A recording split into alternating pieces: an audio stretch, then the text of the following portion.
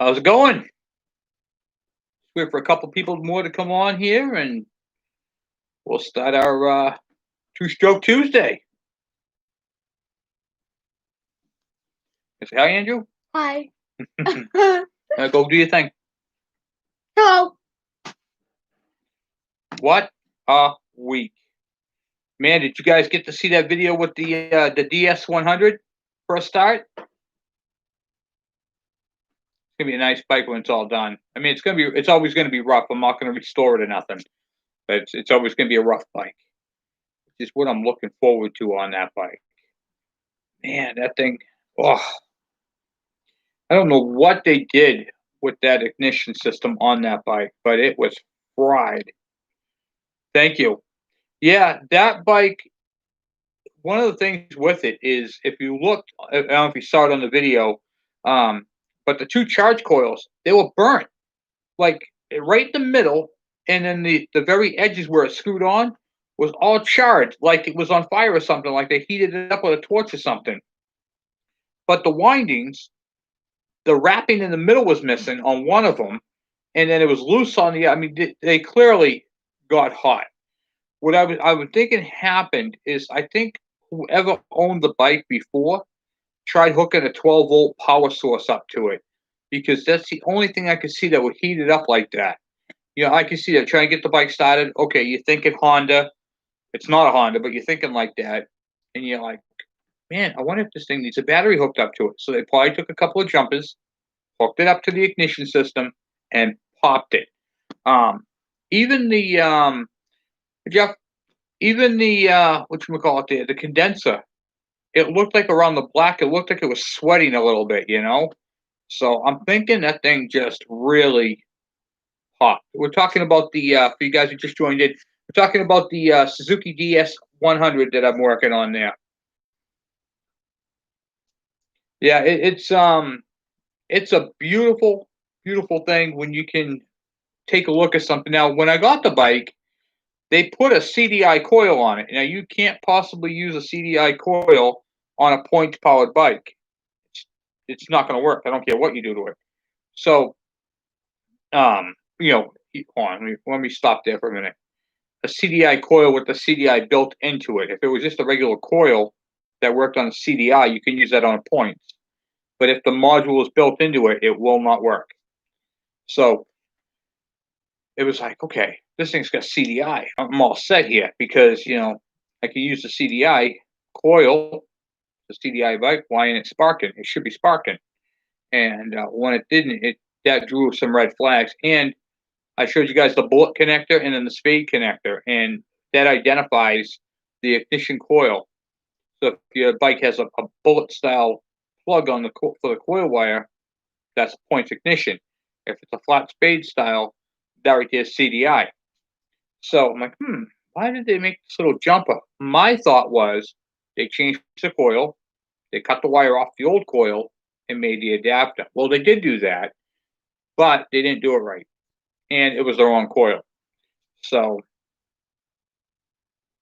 if it was an eBay coil, I could have seen that because those typically come with a spade connector. But it was totally the wrong coil. I mean, all the way around, just not going to happen.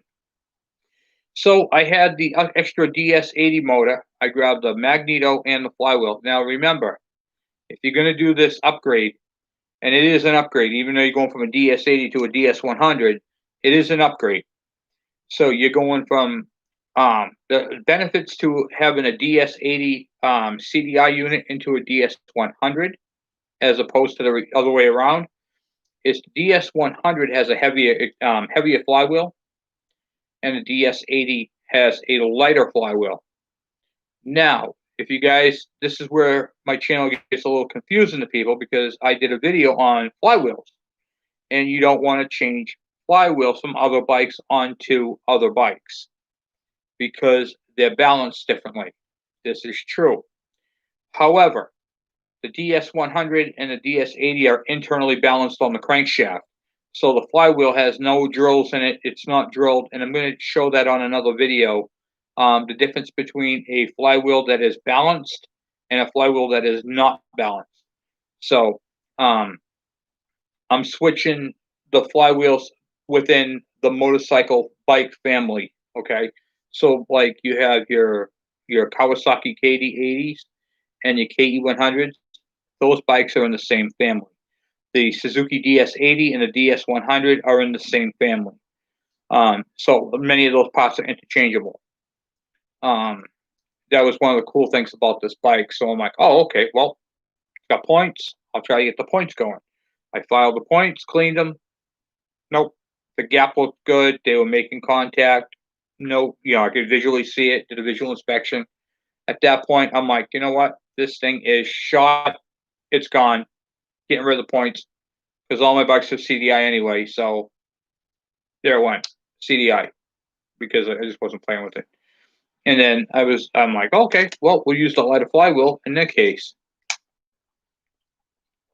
The lighter flywheel, what that does for you is when you throttle up, that allows the RPMs to come up a whole lot quicker. So that bike right there is pretty powerful to begin with. I think it's like 13 horsepower, something like that. But that right there is really going to allow it to really spin up and get that power right in that power band. Check the oil. That's not right. Okay. On if you look at the Kyle, if you look at the Aaron's bike build, what I did was I used a drill and I modified a 3/8 bit to pump up the oiler. So I unbolted it. I actually had it in my hand with the oil running out, and I was spinning up on the drill, and then you could watch it. You could watch the oil flow. I'm going to be doing a video on that because I get a lot of questions on the automatic oiler, and a lot of people, it scares people because they're not really sure how it works. But I'm going to do a video on the automatic oiler and how to check it for flow and what it should be reading at. I think that would be a really great video because it's just one of those things where I could tell you what what it's going to do, but until you see it for yourself, you're not going to really get the full feel of it. You know what I'm saying? So yes, Jay, I will do that because in fact I'm gonna rig up a oil tank, a regular pump, and I'm gonna do it with the book, and I'm gonna show you guys how it's done because it is not really a complex system, but the most worrisome thing is what if it fails? I want you guys to think of the oil pump on the motor as the same oil pump that's in your car that feeds your whole engine. Okay, when you're driving down the street and you're cruising along, you're not thinking, "Is my oil pump going to fail in my car?" But you do think about it on a bike, and that is why, because it's external and you're not really sure how it works. That's why every time I do an oiler, I show you guys how to align them, show you how to prime them, and all that stuff. So, um, the automatic oiler is one of the best inventions for these bikes. It gives you the proper mixture, and it allows you to go to the gas station. The whole point of this automatic oiler on rotary valves is because the rotary valve has to ride on a cushion of oil, so that oiler allows that to happen. On a two-stroke bike that is has reed valves, okay, and gets injected into the intake, it doesn't matter. You can block that off, premix it, like the GT80s and all that. You can bypass it if you want to. If it's an off-road bike that's not rotary valve, you can bypass it, and you can premix it in your tank, and then you'll be all happy. The reason why two-stroke bikes that even have reed valves have the automatic oiler is for a couple of reasons. One, you can go to a gas station, just put gas in it and go. Two, it's cheaper to make one engine family that fits in a raiment of bikes. The KD80, the KE100, the KM100, the KM90, the MC1, the G3SS, the Trail Boss 100, the KV100, all those bikes, all the way up through, all the way up through the whole engine family, the KE 125, the KD 125. All these bikes use the same oiler. The DS 100, the DS 80. All these bikes use the same oiler right through all the manufacturers. Now there are differences. Okay, they look the same. It's the same style. Internals are slightly different. What do I mean by that? There is different gear ratios that pump at different rates. Okay, because of RPMs in the gearing. So, yes, they do all use the same oil, but they're not interchangeable on most bikes. So the DS, oh, I'm sorry, the KD80, the KM100, the KE100, basically all the Kawasaki family in the 180 to 100 cc's use the same exact pump. You can interchange them, but you cannot take a DS, what do you call it there, a DS80 pump and put it onto a DS100 because the way the pump is driven is different. So to combat this, what they did was they put the actuator lever in different spots. So on the KD80, I'm sorry, on the DS80, it's up top. On the DS100, it's down bottom. The DS100 and the DS, what do you call it there, the TS1 125 use the exact same pump. All the years on the 80s and 100s. If you're talking Kawasaki, all the years, right straight through. The only difference you'll find on those is some have a bleeder, some do not. Some have a one copper press fit, and the other one's a banjo. But they are all the same. They'll both right up. With no problems. I interchange them all the time. Never an issue.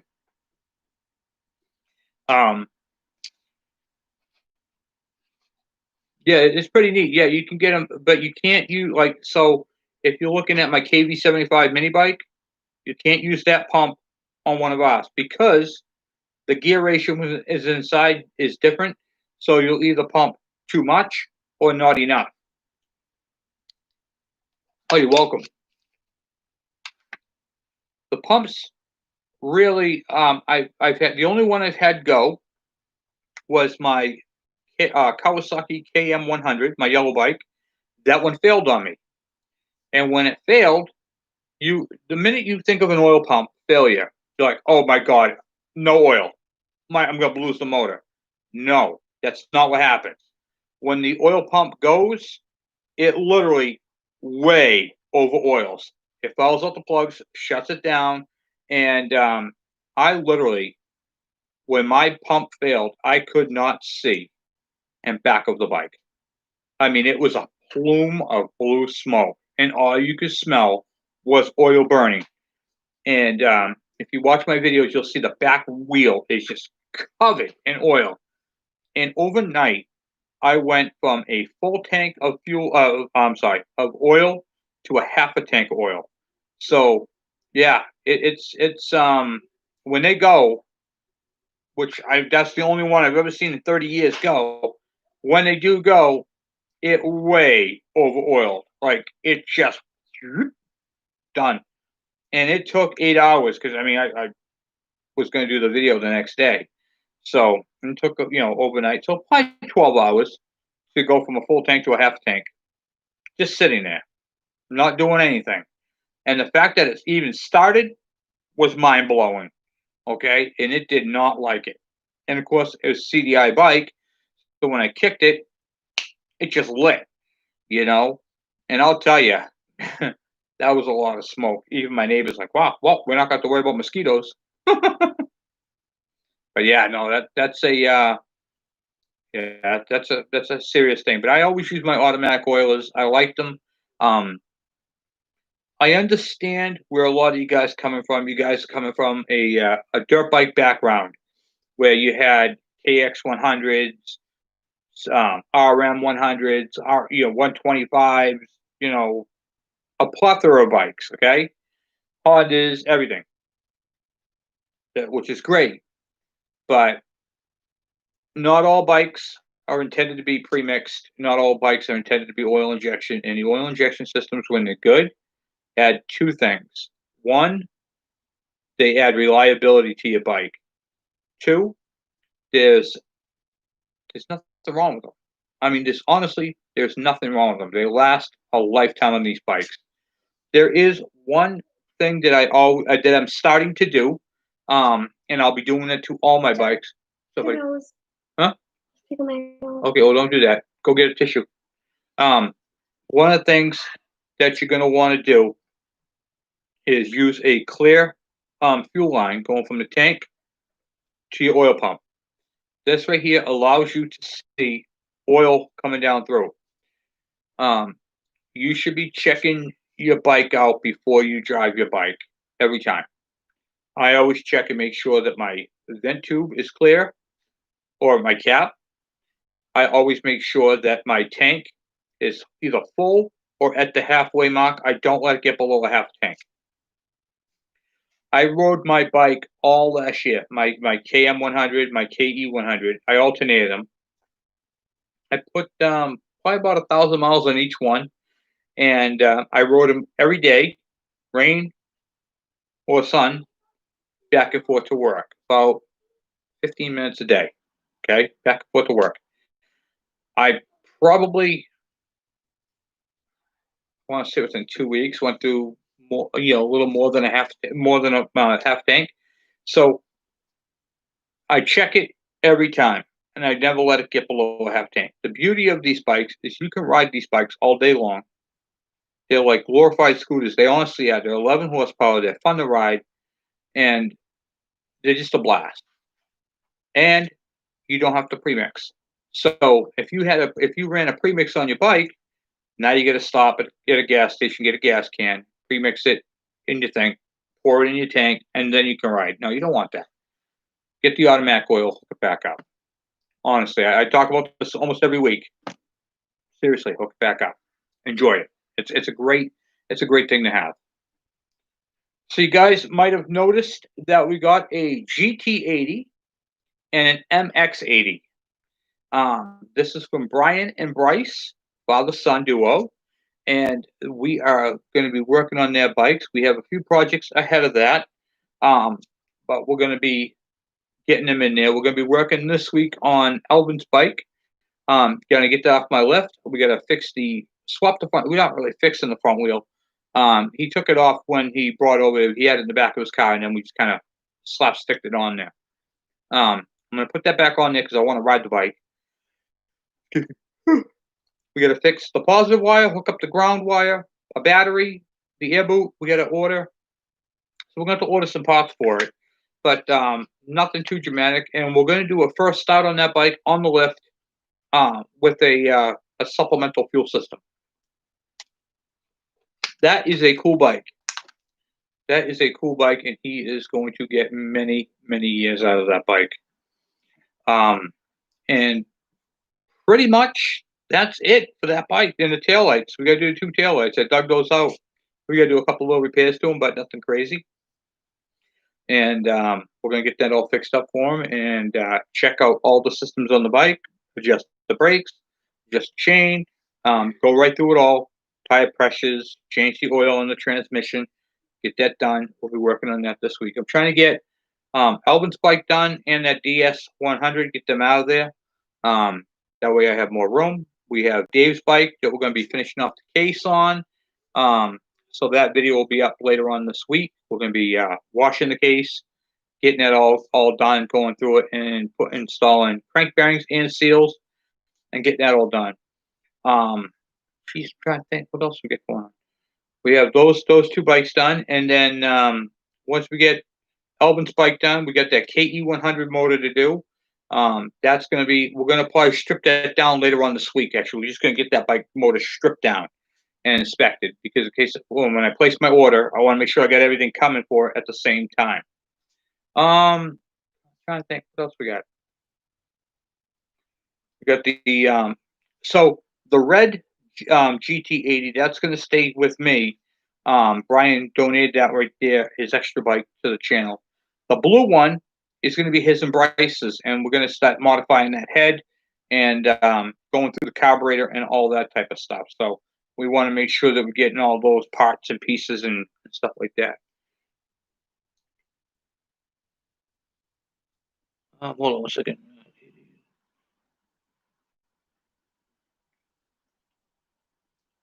shock speed. Yeah, that would be pretty bad. Shocks literally are designed to hold the bike to the road. And if the bike, if I mean, if you sit on the bike and it just drops right onto them, that's a big problem. That is a big problem. Um, and basically, what you're going to do is look between the springs, and you'll see where the rod comes out of the shock. So you have a tube, and then the rod goes in and out of the shock. If it's leaking right there, or it's all wet around that, it will. That's a bad shock.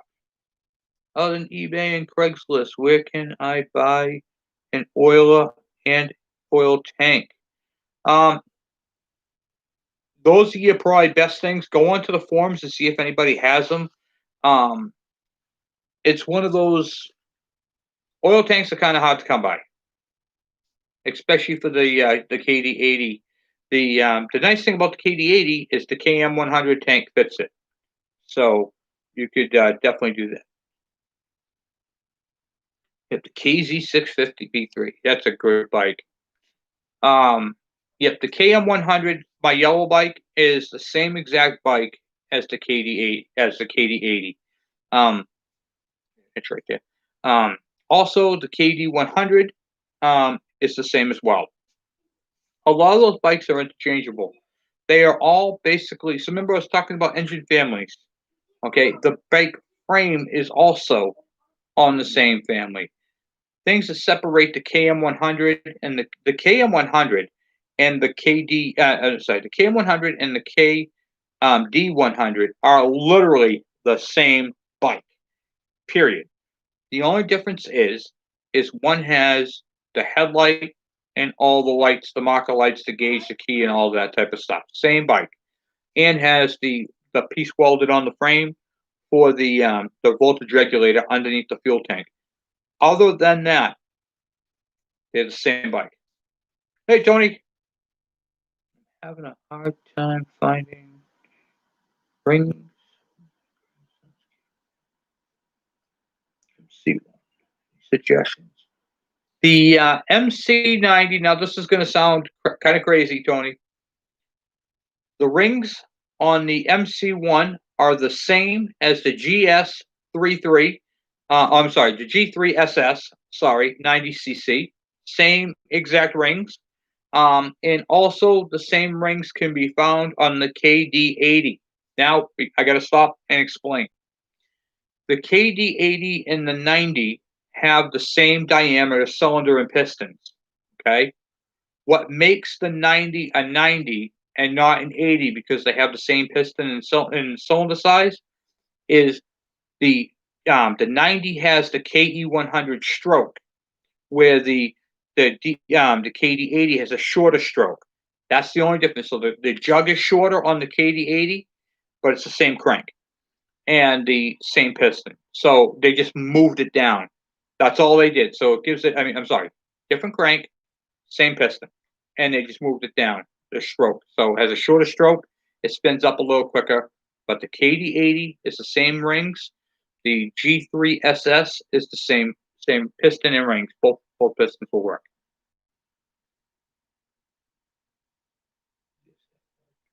Yeah, if they're short, they're short. Especially if you ride them hard. If you ride them hard. Oh, you're welcome. Yeah, they're like I said, it's crazy how they work because you think 90 and then you think an 80. Well, why would 80 rings work on a 90? And that's the reason why. The 80 has a short stroke and the 90 has a long stroke. So pretty cool. The couldn't just plethora of knowledge here, guys. It's been the MC190 is a great bike. That is kind of what started the KM line. Okay, it was the transfer bike. That was the one that was. Let's try something. Let's call it something different. And I'll tell you, I had an MC1 a 90, and it was a great little bike. I had I think it was a 74, and I'll tell you, that thing just ripped, and it was the ugliest bike you've ever seen. It had no fenders. at all, no lights. Had the tank was spray painted black and not by me, and it was I think they used house paint on it because I remember one day it was in the sun. It was there was no kickstand. It was laying up against a tree, and literally the tank side where the paint is peeled right off, and I just clear coated it. That's all I had for paint. I just had a little can of clear coat and sprayed that onto it so it wouldn't rust, and that was it. And that bike just got beat to snot. I mean, honestly, that bike was so abused, it wasn't even funny. And I remember back when I had that bike, it didn't even have a carburetor cover, so I had the bike for a short period of time because it burnt up. You're never late, Jesus. Always on time. And we're having a good evening. I was given 80 last year after it sat in the container.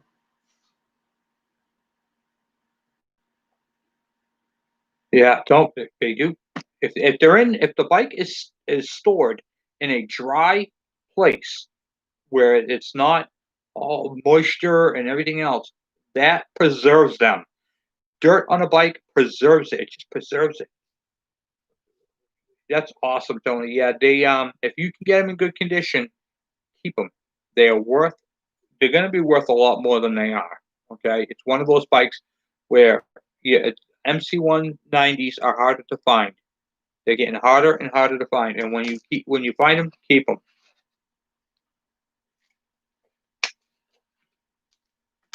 Yeah, definitely keep them. If you can hold on to that bike or pass it down to family, keep the bike. It is a great bike, and it will last you a very long time.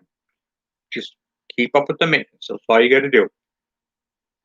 Which is really what a lot of it is. So I want to go back on my what you call it, DS100. The guy literally had no idea that that was a CDI coil on that bike.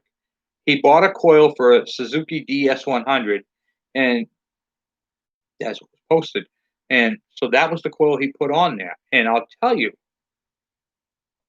that right there, not knowing, that's probably why he gave up the bike because he couldn't get it to run. And he's got rid of it, and here I come like that. And then, of course, you have to go through your diagnostic procedures and to figure out what it is. You paid $30 for that bike. That is awesome. That's a keeper. That bike owes you nothing. Nothing. Just enjoy the wheels off of it. I mean, honestly, that is a great deal for any bike. $30. I paid 40 for my four wheeler, but and I'll tell you, that thing was rough. But not knowing how things work, okay, can really just you'll lose out. He probably bought the bike. Oh, guys, go, ran and blah blah blah, and then it's sat, and I don't know what's going on with it. The point's corroded, and the first thing they do whenever I preach points and condensers, always change your points and condensers. The first thing people do, I bought a new coil. Why? They don't go, but they don't know that. So they go buy the coil because it's not giving spark, and it's still not giving spark. Kevin, what do you think my problem is? Points and condenser. Oh, I don't know how to do that. Watch my video. It explains it all in there, and you can get it. Hey, how you doing? Got my KD cleaned up. Yeah. Sweet. Good. Another bike up and going. I love it. Always take the time and do your research on your bikes.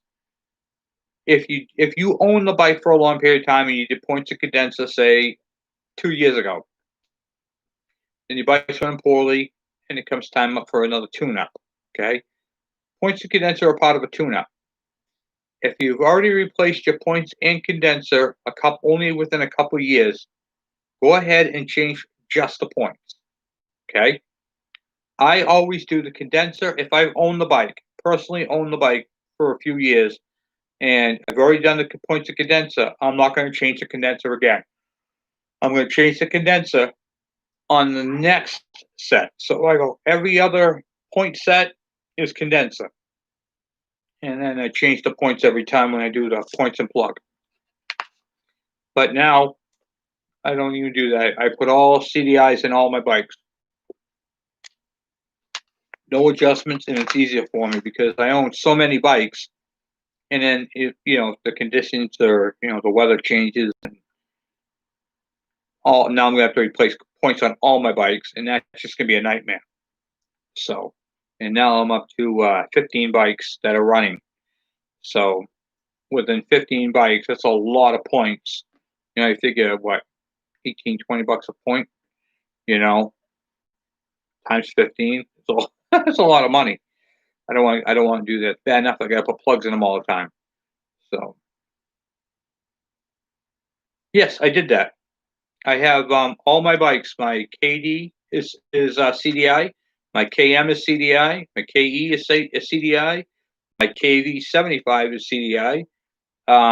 Literally every bike that I own out back there, with the exception of the 1972 MT1, is CDI. And those CDIs are very hard to find. If you can find them, they're in a 1996 to 2001 KE100. That's where you get those CDI units from. And I am currently in the process of making I'm trying to mass produce them. So I'm trying to get I'm working with a couple people getting pricing for the machinist work to make the CDI units. So I'm in the process of doing that, basically replicas, and making those CDI units so that they'll be available for purchase. And I'm trying to do that this year, not next year, this year.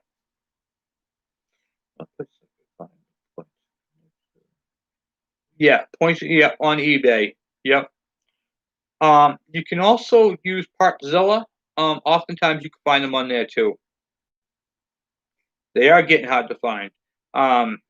It's one of those things where how often do you buy points, and then you figure all the bikes. It's just not. It's not a very vintage Kawasaki. I think might have them too. The CDI units, I buy mine off of parts bikes. So what I do is I buy parts bikes, and I strip them down and take those. So whenever I get a bike, I'll pay up to $300 for a parts bike, and I'll take whatever I want off. That's how I end up with so many parts. Man, was it last year? I think it was last year. I had close to 38 bikes, not all CDI points and all that, but I had like close to 38 bikes, all different bikes, KEs, KMs, KDs, some motorcycles, everything. I had a lot of bikes last year, and I've gone through and got rid of a lot. Basically just frames and stuff like that when they leave. Trying to get rid of frames and wheels. But yeah, I mean, I kept a ton of parts. Bolts. It's all my bolt bin and all that type of stuff. So that's where I'd get them from. And whenever I'm doing a unit, so the CDI units that I'm making are going to be directly for bolt-on Kawasaki and all that type of stuff. Get KD80. eBay. eBay would be the best place to get your KD80 tank, or in the forum. So I have a forum on Facebook. It's KM100, KD80, MC1, all that. You can go on to that forum, send a request, I'll accept you, and you can put an ad in there, say I'm looking for a tank. Yes, buddy. Yeah, good. I'm looking for a tank for a KD80, and someone might have an extra one kicking around. Kawasaki. No, these bikes are obsolete, and even in 2001, it was hard to get parts, and it was brand new. It was just one of those things because they just phased them out. Yeah, so go on the forum. eBay is, like I said, it's gonna be hard to find that tank. It's a very hard tank. Is your tank rotted? Because you can acid clean that. I have videos on all that, making a little adapter, blocking it off, and then use an acid, or if it's not that bad and it's just like slightly rusted, then you can use regular vinegar. But you got to take your petcock off because it will eat that. So, but yeah, I mean that's the same thing. I go through this all the time. Tanks, tanks, tanks. Clean them. You know, I got to do a. In fact, on the GT80s, I got to clean those tanks. I got some acid that I'm going to use in those tanks. Pretty heavy duty. And I'll be doing videos on the whole thing, bringing them from where they are and up.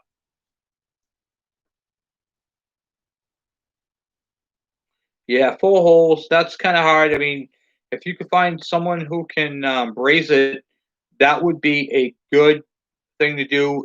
Clean the tank, braze up the bottom, or just replace the bottom with new sheet metal. You can do that. You can bring it to what do you call it, a fabrication place, and say the bottom part of this tank is rotted right out. I want to cut that off, and then when you get it cut off to where if you could rebuild the bottom part, I'll take the top of the tank, I'll clean the inside of it, and then we can put it back together. And then after it's all welded back together, you can either coat it, put like one of those liner kits into it, and that's what you can do. Oh, you're welcome. Yeah, the forums are the best place to get stuff. You can get information in all forms. Every time I get a bike, I send requests to those forums and share my videos on the bikes that I'm doing there. We are quickly approaching 5,000 subscribers, which is amazing to me. We are like 31 or 30 away from 5,000, so we are getting close, guys. Very, very close. I wanted to hit 5,000 before February. Not for any purpose or anything like that, but I think it would just be super cool. Just kind of a goal that I set for the channel.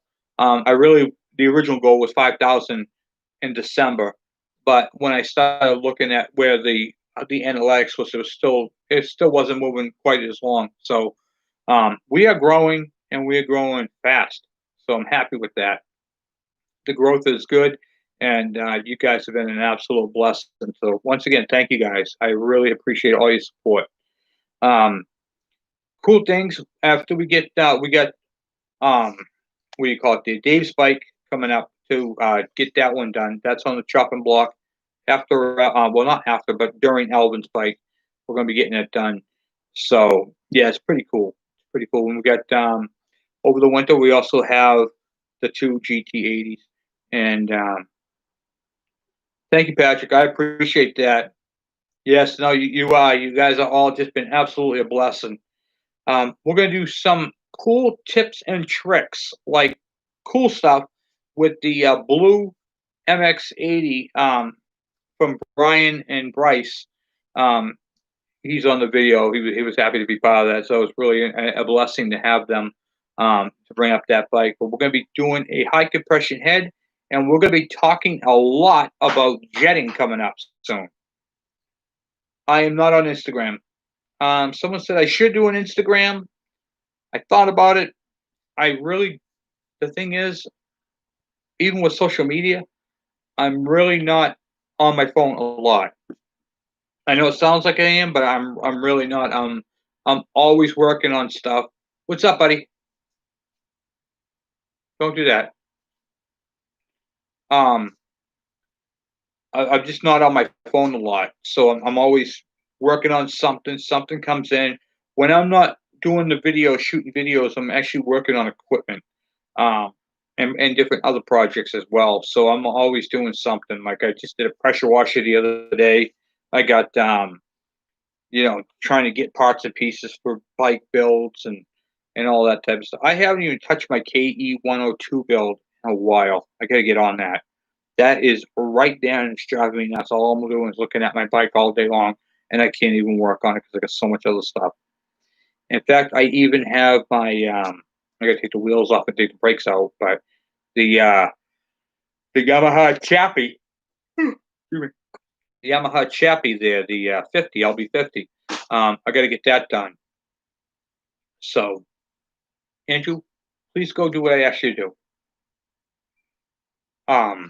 The LB50, we got to get that bike. I want to get that thing fired up and get that thing all adjusted up as well.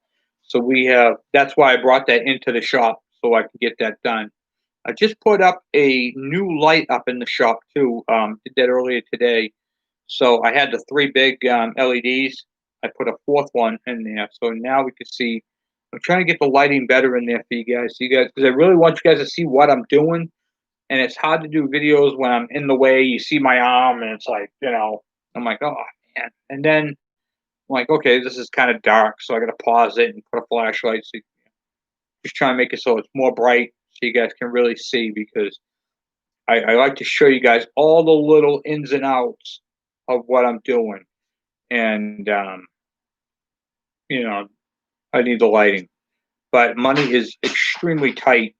So, because I'm not working, I'm just working at home, and that's what all that is. So, I'm kind of going straight at it, the best I can, and that is very, very difficult. Especially being home. My son's home. He's on school during the day, so, and I'm not working, so that makes it hard.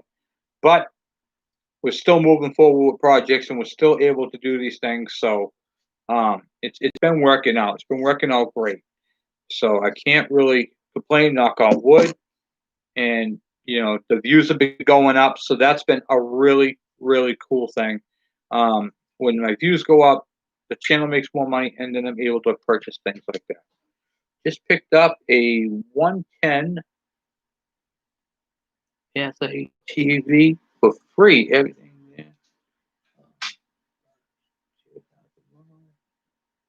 Awesome. Great. Fine. 110. That's a lot. Nice. Cool. You're gonna have to send me some pictures on that on my email, handymotorman76 Gmail. That'd be cool. I'd like to see that. I've been seeing a lot of bikes popping up on my email. I haven't really had a chance to open them, but I will be doing that soon. And I want to see some. If you guys can do like I said, a photo of your bike, the best side, and send me a little write up if the channel had helped you with your bike in any way, shape, or form, whether it be advice or whatever. Do a little thing up there because I'm going to be doing during the middle of the summer, probably like between June and July, like the 4th of July weekend.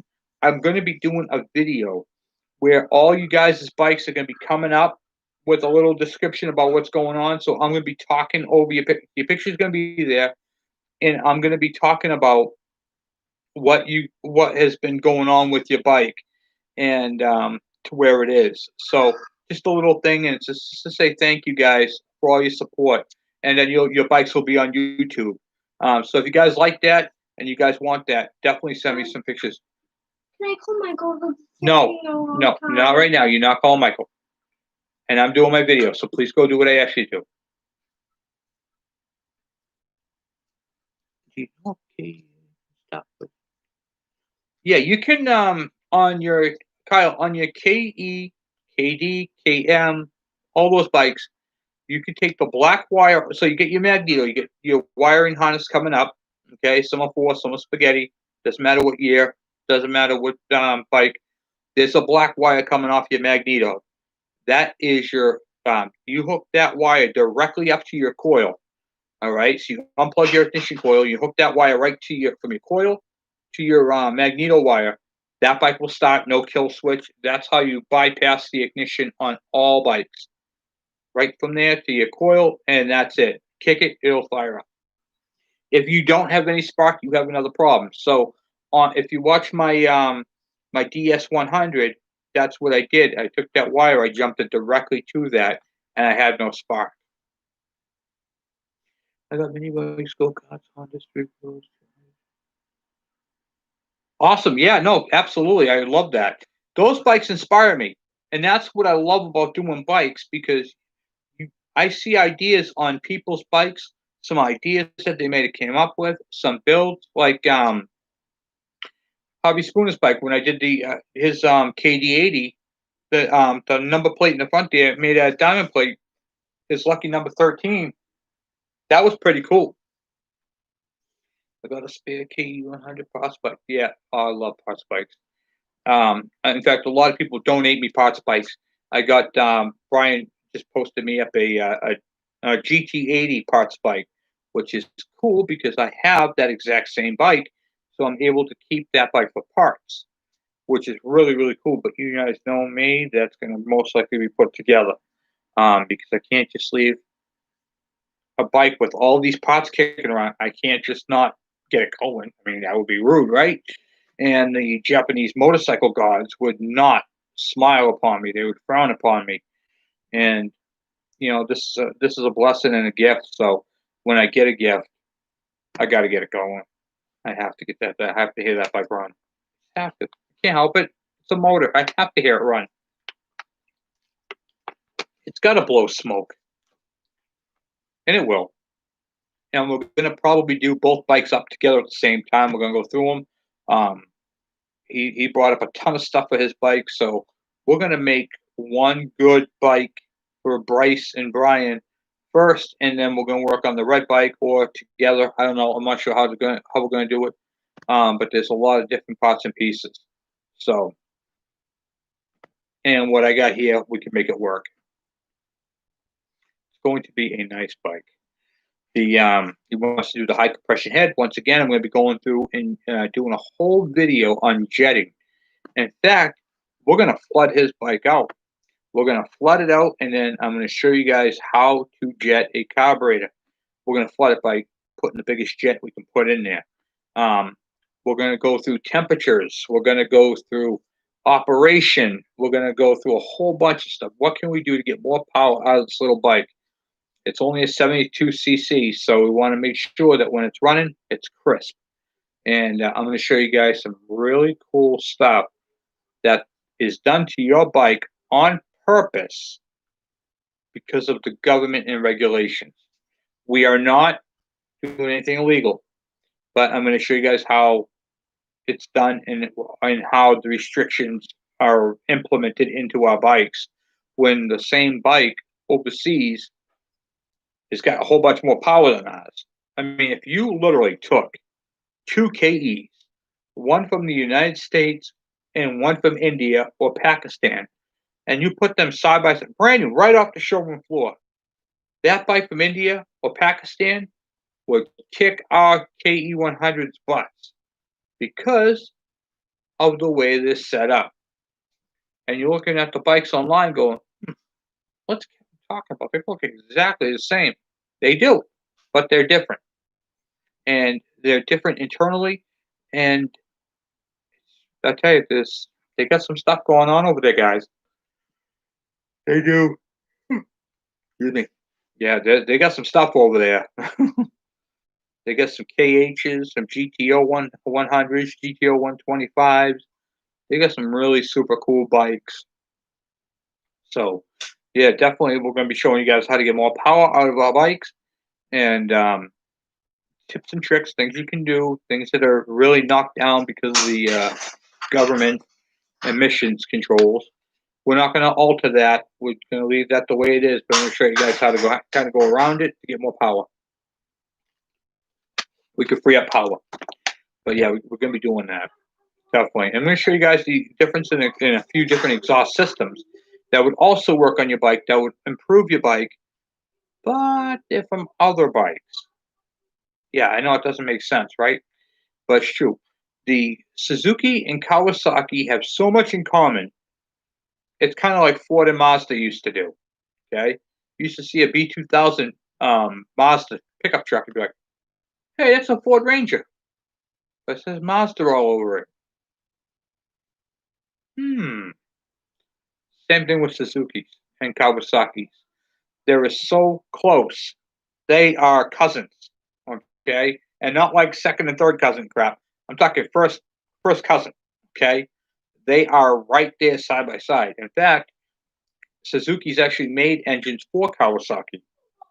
The KDX50 engine, that right there is made by Suzuki for Kawasaki. And if you look at the Suzuki one, it says Suzuki on it. If you look at the Kawasaki one, it doesn't say anything because that's just how they did it.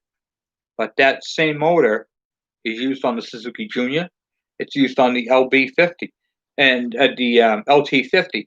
And the LT50 engine, which is the same engine, actually has a pull start. So if I wanted to, I can adapt my son's mini bike with a pull start. I often thought of that. But I could literally put a pull starter on this bike. It's like, that's pretty cool.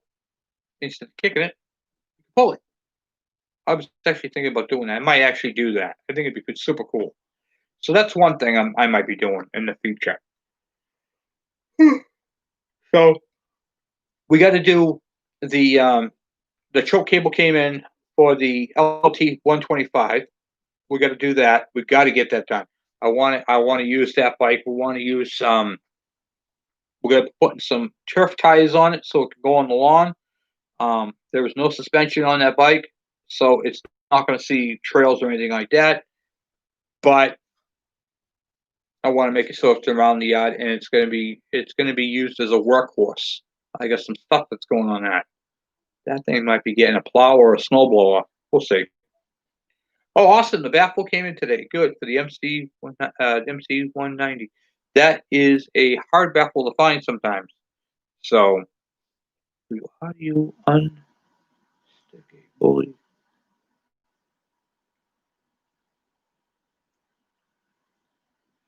I'm actually not sure how to unstick it. I would what I would do is I'd get a can of a 1 gallon mix of not mix 1 gallon of kerosene and probably let it soak in there. Actually, no, because I've had pads on, so you burn pads.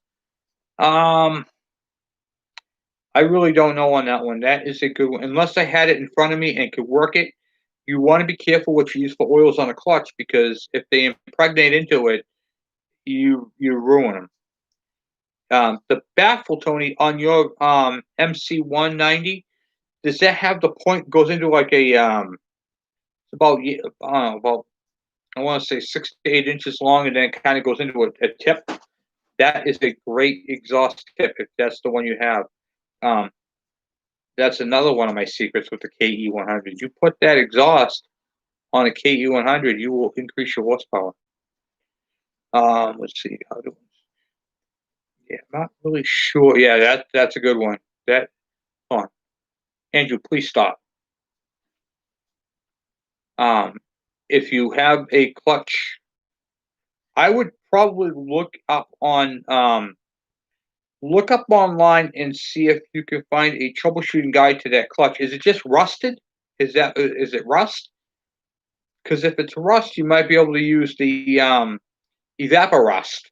If it's seized up from sitting like rusty, you might be able to try that. Yeah, the MC1, the KM100, and the KD80 have that long exhaust tip that goes into a point.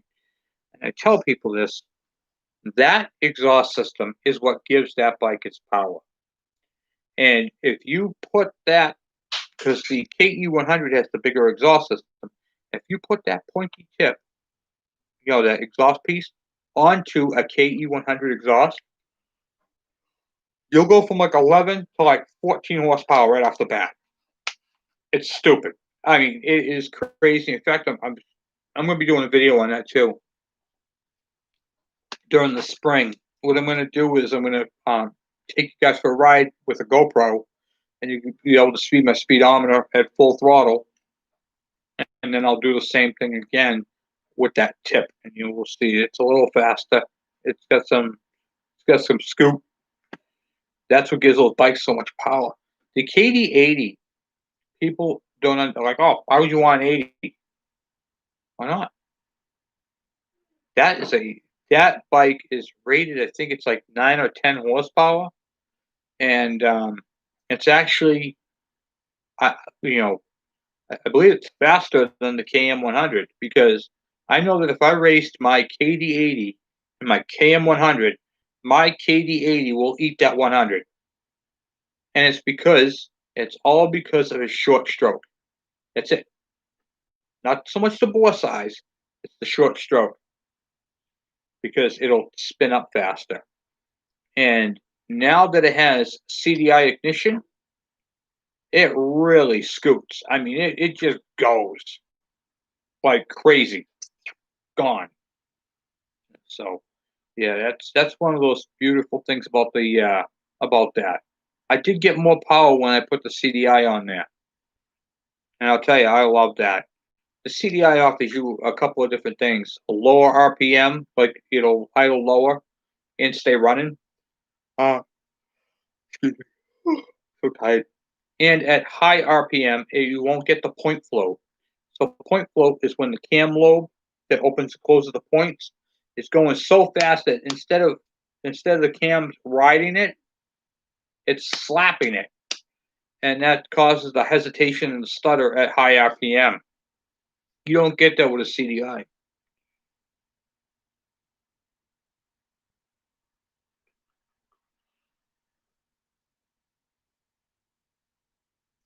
Um,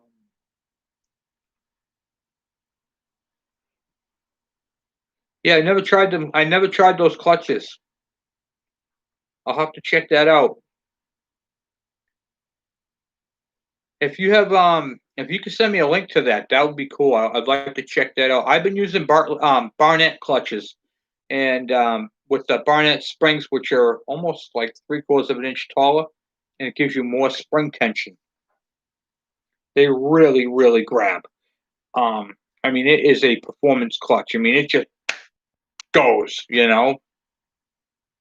which is one of the things I like about the Barnett clutch. Um, the regular clutches, I bought a set of clutches a while back for $13 on eBay. Cheap, cheap, cheap, cheap brand. In fact, it's one of my earlier videos. And I showed it, and I was installing, not really installing. I was just showing you how it's done and how you soak them in oil and let the oil, absorb into them, and then you install them. I used that clutch in my KE 100, and it's still in there, and I haven't had any issues with that at all. Oh, on the go kart, yes. Yeah, I haven't really gotten the go kart ones that I had. I used a torque converter is the clutch that I used on mine, and it was back then it was like $160. It was stupid money. I couldn't believe it. So tired. Been crazy. The weather has been beautiful. Been beautiful, and I'll be going to Florida pretty soon. So when I do that trip, I will be doing my two-stroke Tuesday from Florida. Yeah, that'll be cool. So, um, can't wait for that to happen. Have some palm trees in the back. But yeah, it's all there's so much, guys, so much stuff. And then we have the bikes out back. We gotta switch out we gotta do the engine on the DS80. We have Oh, cool. What part of Florida? I'm going to Orange City is where I'll be going. What do you call it there? We got the DS80 to the one with the bad crank bearings. We got to do that motor. We're going to do that motor later, but we're going to switch out the engine so I can actually ride the bike. And then we have what do you call it? We got to do the exhaust on my KDE 90 to finish off that bike. We got to do what do you call it there? What was I trying to do? Oh yeah. Oh, sorry guys. I am wicked tired. It's been a very, very long day. On my GT80 that's out back there, we got to put the gauges on it. That's getting a full gauge package with the tachometer. Put the tachometer drive's already in the motor. Um, we're going to be going through that whole bike, and I got to deal with the lock situation on because I have a new key, and the lock for the what do you call it? The seat doesn't match up, so we got to do that. Jacksonville. I wonder how. I'm not really familiar with Florida. I wonder how far Jacksonville is from what do you call it there? Orange City. But yeah, it'd be pretty cool. Yes, they are. I love Barnett clutches. They're great. I actually have that on my big bike. Yeah, I have a 150cc Yamaha dirt bike. What do you think? Is it 150cc four-stroke or is it 150cc two-stroke? The because what's good for the four-stroke is not always good for the two-stroke. and vice versa.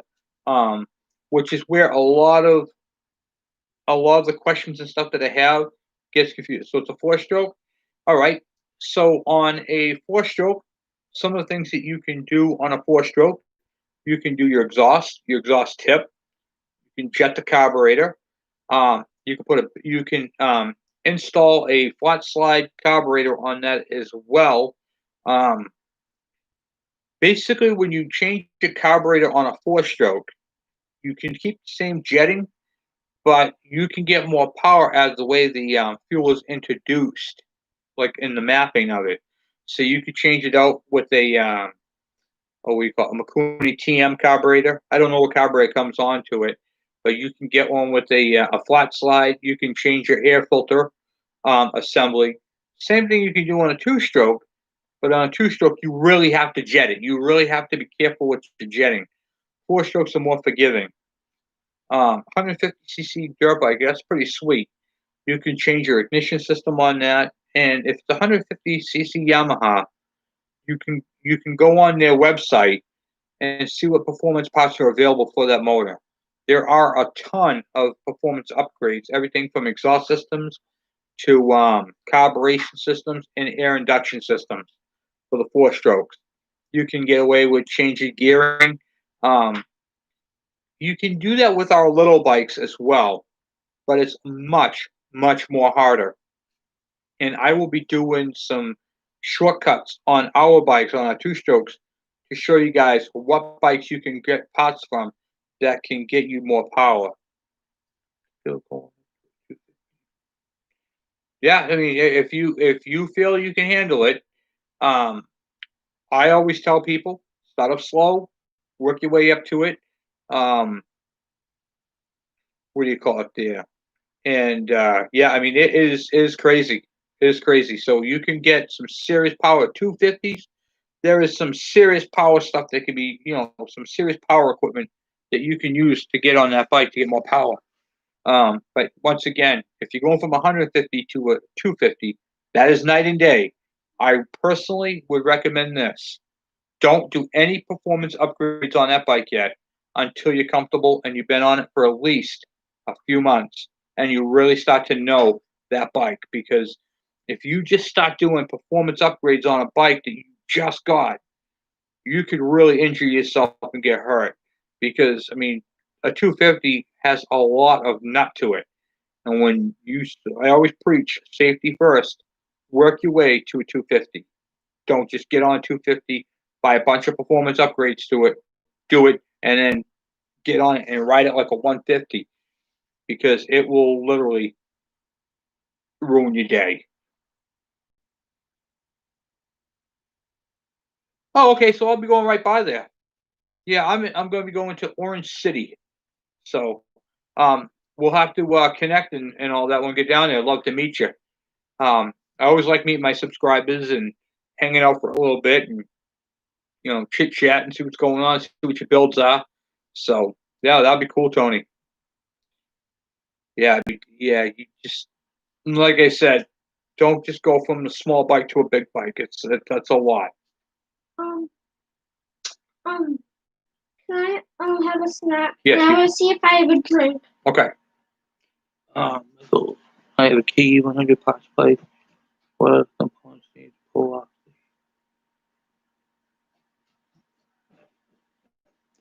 I don't have one. I might understand. Convert it to an older into an older G5. As long as the exhaust is the same, basically that motor should fit right onto that frame. Some of the earlier G5s and the newer ones had basically there was an adapter that went onto the cylinder. Bring it right over. I'll fill it up for you.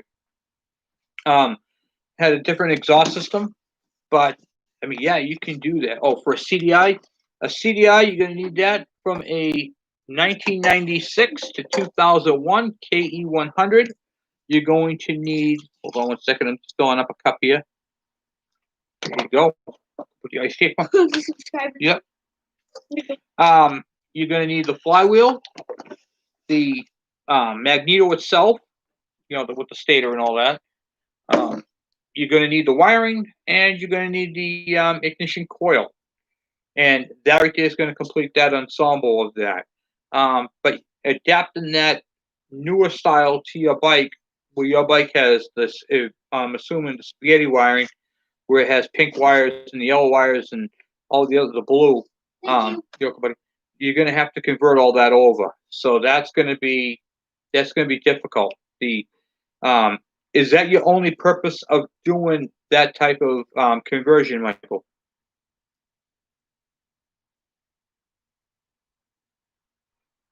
Oh, okay. Should have. Well, I can meet you on the way home.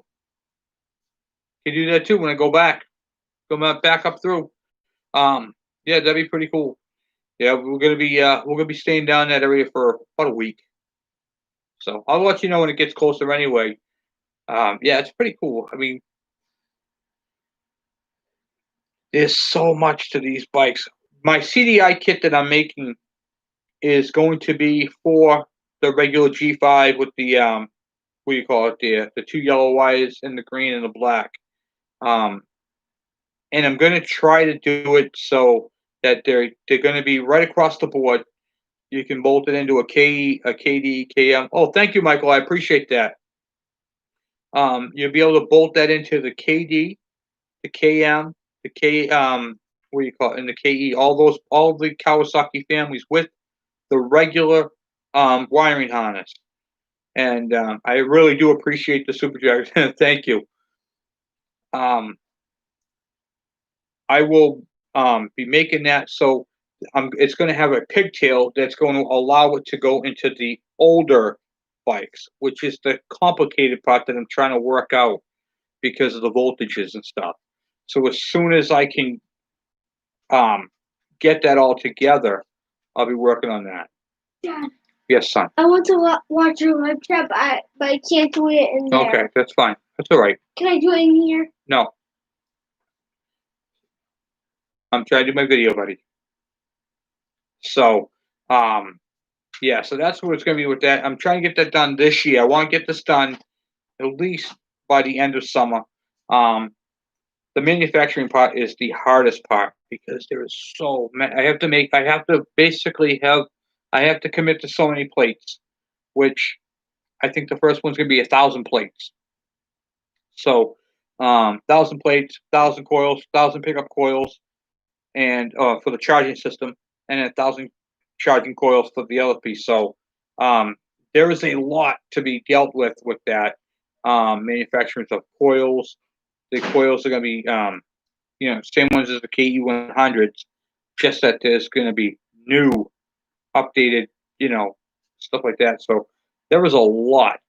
There's going to be a lot. So, and I'm trying to get these bikes so they're plug and play. But because there's different variables of lighting and all that, my hands are kind of tied on that. So I'm trying to figure out all that.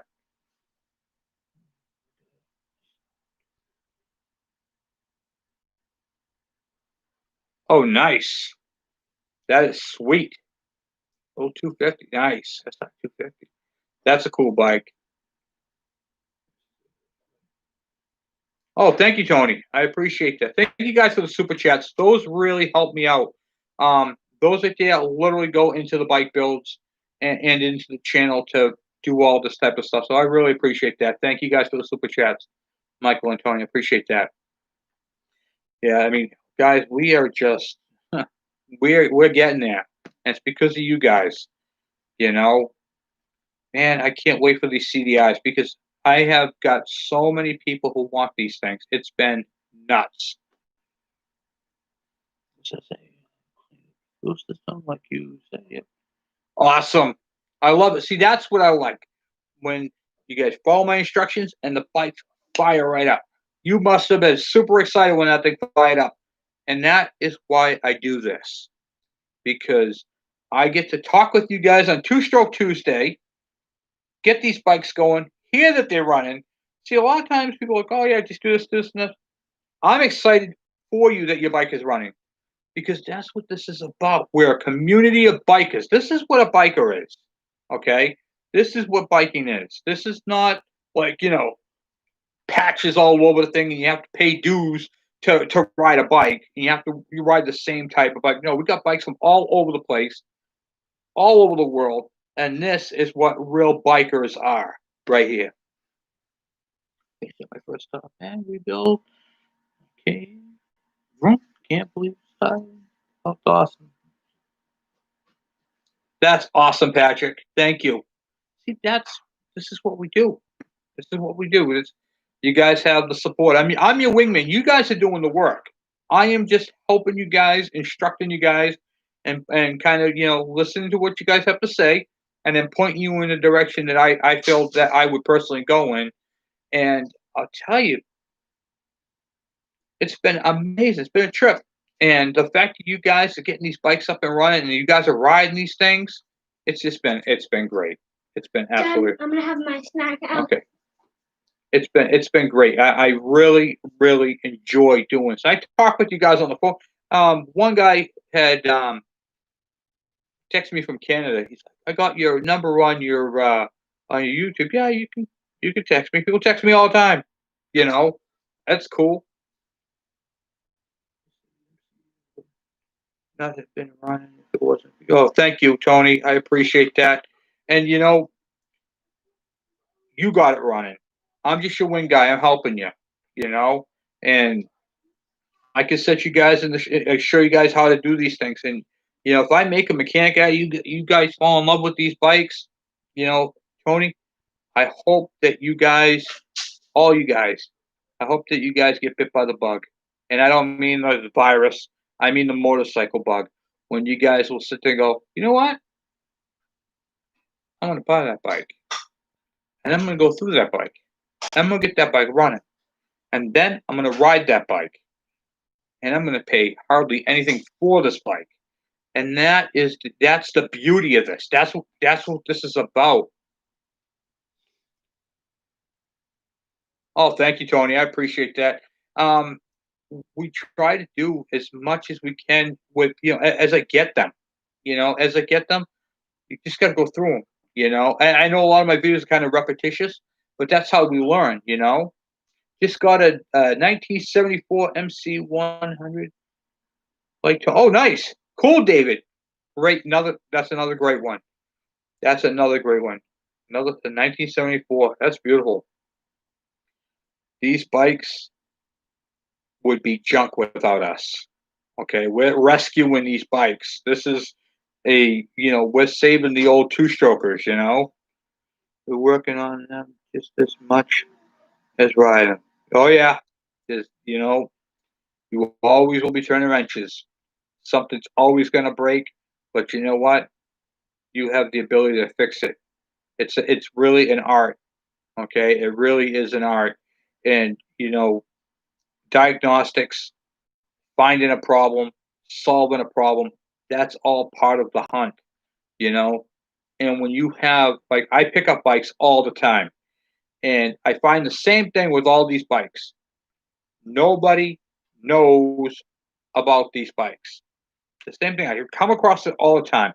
Nobody knows about these bikes. 1974. Oh, nice. So you both have the 1974. That's cool. The what do you call it there? Nobody knows about these bikes. So when we or this channel gets one of these bikes going, it's really is a big deal. And I had people going, this bike's been sitting here for about 15, 20 years. I'm not doing anything with it, but it's too nice to junk. I watched your videos, and now I got the confidence to get out there and fix them and at least work on them. That is a blessing to me. That is what makes this all worthwhile.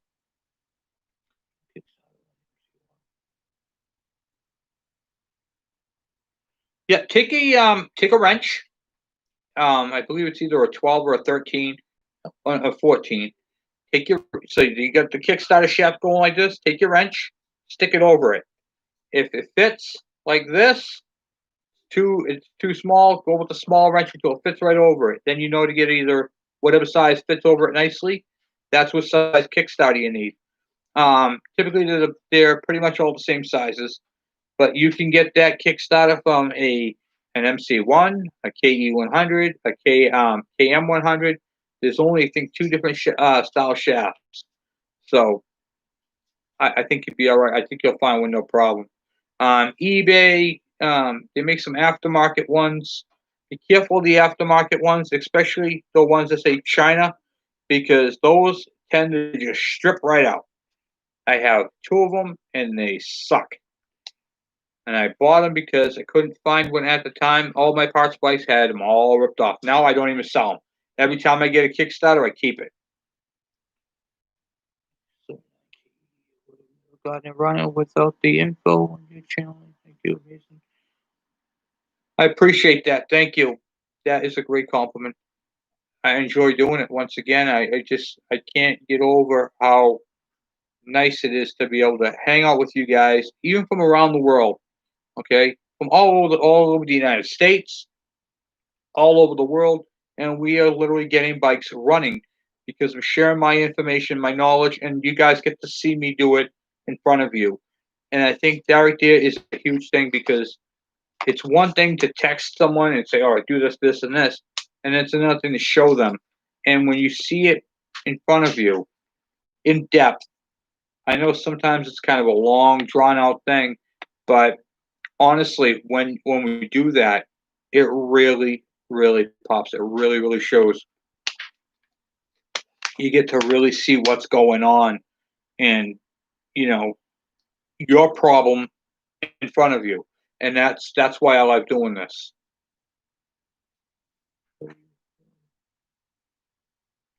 I live in Massachusetts, um, and I will be hosting a motorcycle ride, hopefully in July or August. We're gonna go up to Kangamangas, have a cookout, and it's actually there's a campsite up there, so I might even do some camping that weekend, and then invite people up there. So if you guys want to get a camping thing up there, you guys are more than welcome. And we're gonna do a meet and greet. I'm gonna be camping out the whole weekend, so you guys are more than welcome to join me on that, and motorcycle runs up to Kangamangas and back.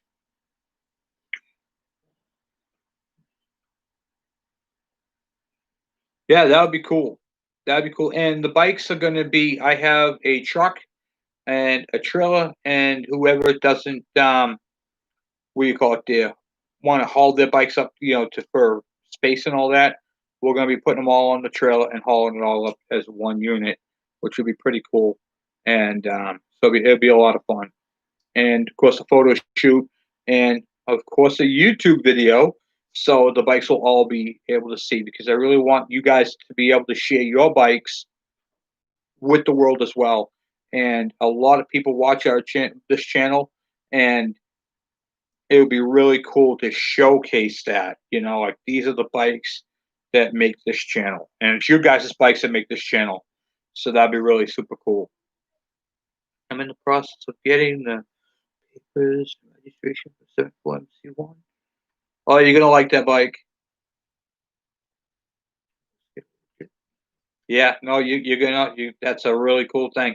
I have my 1979, my yellow KM100, and I literally ride. That's registered, and I ride it on the road all the time. I take it back and forth to work, and it is a blast. And I get a ton of head turners. Wow, that thing, bright yellow bike, and I'll tell you, I love it. Paid $100 for that bike. Guy had it in his basement for 20 years. Yep. He had it all in pieces. One of my first videos, and what do you call it? I had to put all that together. And you know why? Guy was super mean to me too. He was like, he had the KM100. He didn't even know it was a KM. He called it a KE100, and was on Craigslist in Massachusetts. So I said to him, I said, "Hey, I'm interested in the bike. Had it for $100." He goes, "The price is 100." I called him. He said, "Call me." I called him. He goes, "The price is $100. I ain't taking anything less." Okay. When do you want to come and get it? I have $100 on me right now. I can come right now. And then he changed his tune like night and day. Oh, okay, yeah, cool. I had a bunch of people calling me and they were trying to beat me up on the price. Here's the deal with the bike. I took the bike apart 20 years ago. The headlights doesn't work, and I was going to rewire the bike for 12 volt. He goes, I never got around to doing that. I didn't rip the harness apart, still on the bike. I just took the wheels and stuff off and all that. He goes, and I lost all the bolts to it. So that's why I'm selling it so cheap. And he's like, "Oh, bike's probably worth about $2,500 altogether." It's not worth $2,500, but I get what you're saying. So I rode down there, picked up the bike, we put it in the back of my car. I drove the thing home. He took all the bolts. I didn't even. I was just so happy to give him $100. I didn't even just look at the bike. I threw it right in the car and got back home. And he took all the bolts. Yeah, you know what he did with them? He put them back where they went, so he wouldn't lose them. I ended up with the bike, put the bike all back together, fired it up, and sure enough, the headlight didn't work. So I looked at the headlight, see what's going on with it. Turns out you can see the haze inside there. Go, huh? Headlight's blown. Put a new headlight in it. Perfect. Oh, sorry about your neighbor. That stinks. Well, thank you for hanging out with us. That I'm really sorry to hear that. Be in our thoughts and prayers. Yeah, I mean, like if it's been sitting for 20 years, you're not going to put that thing together. You're all done with it, honestly.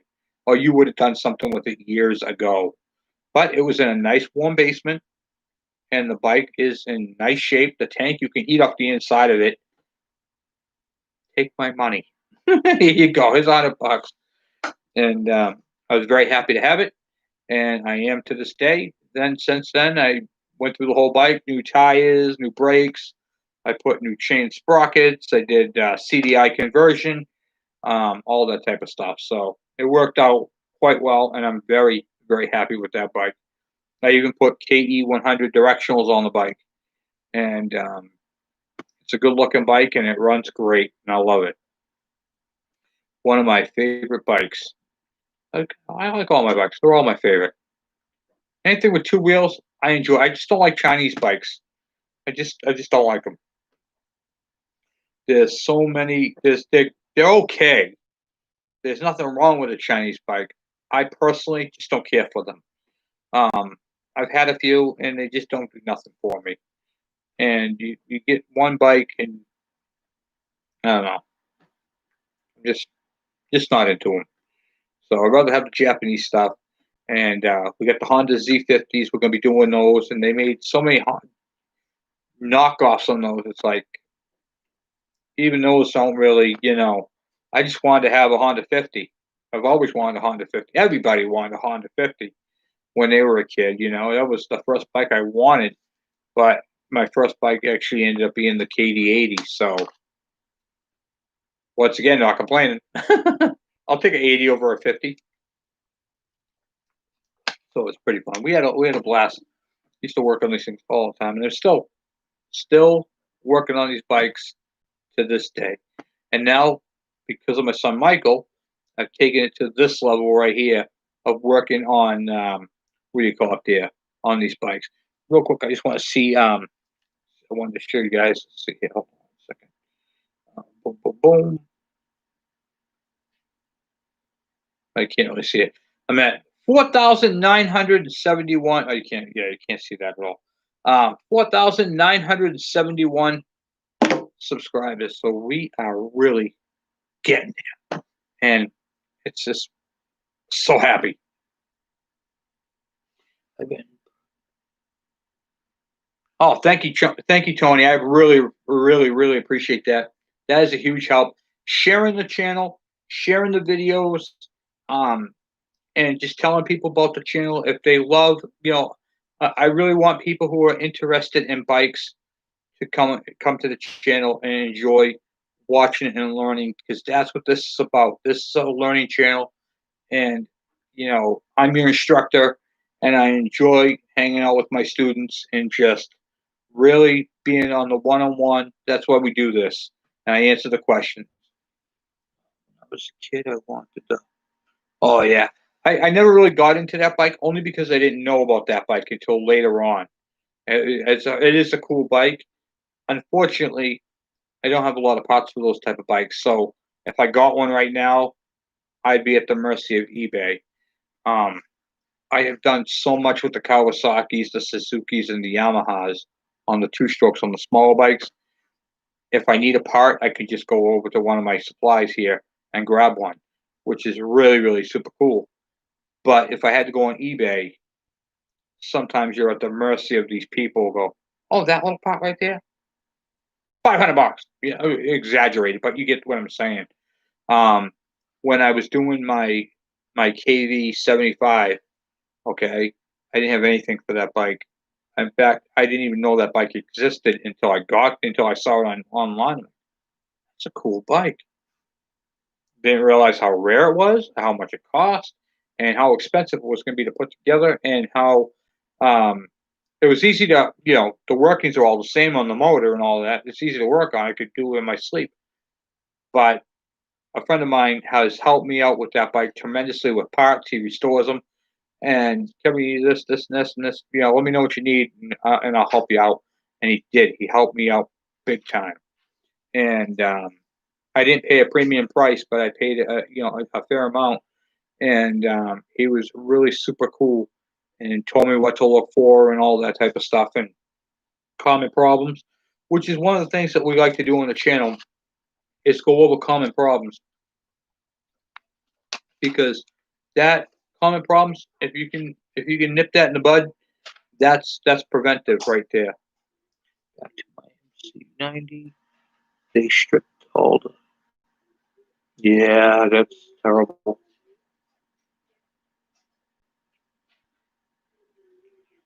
Yeah, you don't want you want to do you want to put that oiler back together. Definitely put the oiler back together.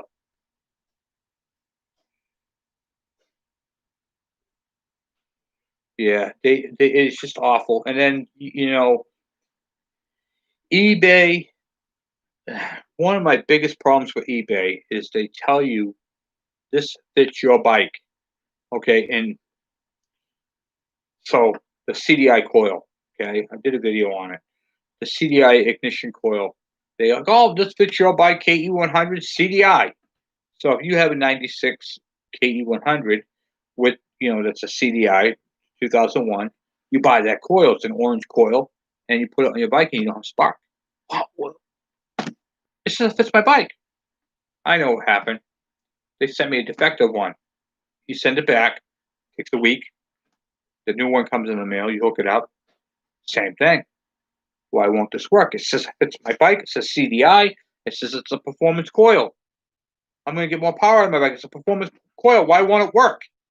It won't work because the CDI unit is not built into it. That works with a CDI module, which don't work on your bike.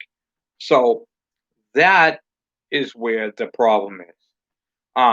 They have these big carburetors, the PKZ or P something Z, PK, whatever the heck it is, 26 or 30, and it says it fits pit bikes from 50 to 125 cc's.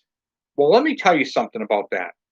Whenever you go on eBay and you see something that says it fits pit bikes from 50 to 125, and it's carbureted, okay? Here's the problem. There is a large arrayment of jets that are used between a 50 cc and a 125 cc pit bike motor. What does it have for an air filter assembly? You mean to tell me that every pit bike use that Chinese motor has the same air filter assembly? I don't think so. You mean to tell me that every bike produced from 50 to cc's to 125 has the same jetting? I don't think so. You see where I'm going with this? So you really got to be careful on what you buy on eBay, because what you're looking at, just because it says it fits your bike, may not fit your bike. Uh, I mean, that's just how they are. So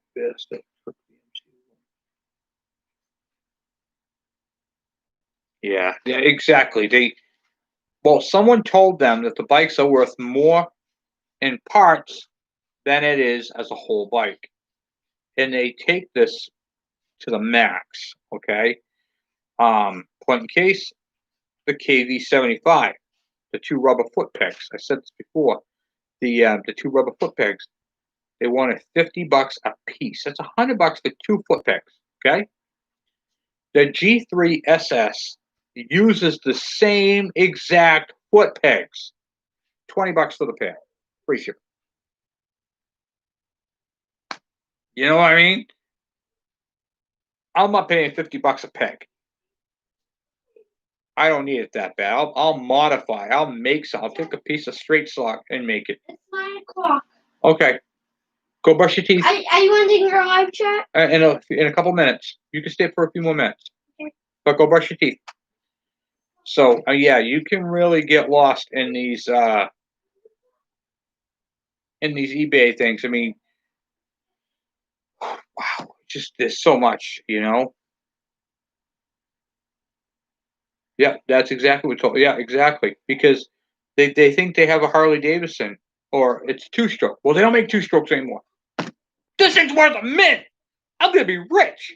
I'm gonna sell the. I paid $700 for the bike, and I'm gonna sell all the parts on the bike for $2,500. You know. Okay. Just so I can stay up for a little bit. Yep. You can sit for another 5 minutes, brush your teeth, and then I want you to get in bed. Okay. So yeah, I mean that's exactly where it comes down to. On the left hand lane switch, the same as the key. I believe they are the same. But the 250, I don't know about the 250. I haven't really played around with too many 250s. The 250 is a way bigger bike than I have done on the channel. I only do the bikes that I come across on the channel. So the 250 I really haven't played around with. But I can look into that for you because I do have the book on that, believe it or not. I have the book. I have a book that goes all the way up to 350. I believe the KE family kind of stayed the same throughout their builds. The wiring pigtail might be different depending upon the circuitry. So I can check into that for you, James. So yeah, there's a lot of stuff. But guys, I'm gonna have to end it here because I getting pretty late here, and I go tuck my little guy into bed. So I just want to say thank you guys again for hanging out with me on 2-Stroke Tuesday. Yeah, oh yeah, add the word vintage or classic. That's it. Price goes up. Absolutely, absolutely.